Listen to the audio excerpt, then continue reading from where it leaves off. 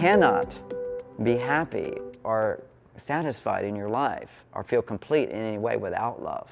I mean, love is what makes everything go around, and people often think that, well, we do have to pay our bills and we have to have a job and we have to make money. I mean, you got to have money, but money doesn't make you happy if you don't have love. And so there's realities. We have to eat food, I need nutrition, but still food's not going to make me happy unless I've also got love. Love is the ingredient that we want to stay healthy for, that we want to make money for. This is the purpose of our existence, is to come into this world and care for ourselves and care for others. And that is the expression of love. Love is in many, many different forms. A child needs to be cared for and needs empathy and understanding, and a teenager needs encouragement and appreciation, acknowledgement of their achievements. A young 20-year-old needs freedom, time to explore and develop who they are, and education and so forth. And then you get in your 30s, you need more romantic love, sharing and so forth. Not that you don't need it before, but that's like the big emphasis. And then we need the opportunity to care for others, like children or garden or the community. That's unconditional love.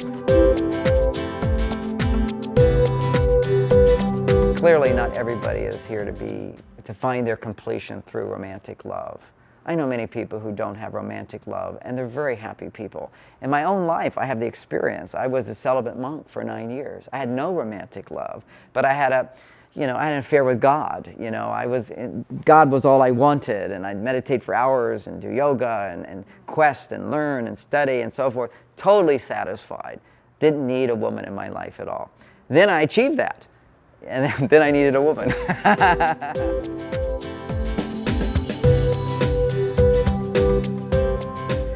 A lot of people think there's one special person that you've got chemistry with on all levels, and I think that's ridiculous. We're on a journey. And for some people, the journey is to stay together as best friends and lovers for the whole process. And for some people, they move on with other people.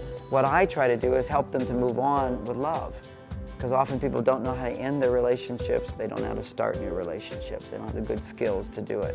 So the idea is there's different types of relationships. Some people find a soulmate right away, and other people don't. Just like some people find their life's career later in life, and some people find it at 18. They just kind of know what they're here to do and so forth. So a lot of different journeys for different people. It's not the same for anybody. I think a lot of people never find real, true love. There's two things that can get in the way of it. One of those things is romantic expectations. They want to find true love, and they're really into finding true love, and they get infatuated, and then when they get reality, which is this person isn't perfect, then they seek someone else. They're looking for perfection, and perfection doesn't exist on this plane. And that what we need to do is realize that in the beginning we see the perfection of someone, and then the imperfections begin to show up. And at that point, that's where we find true love. Okay, so there's something called true love, which is where you're able to fully embrace someone and love them and adore them and feel joyful in their presence. And yet this is a person who's hurt you, who's been critical of you, who disappointed you, and all the stuff that we all go through as married folk. But you're able to come back to those feelings that are similar to the infatuation feelings, but they're combined with a whole history with somebody.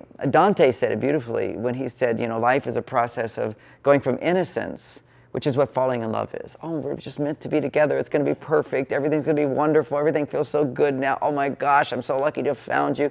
That's the innocent stage. And then he says, then you go from innocence to experience.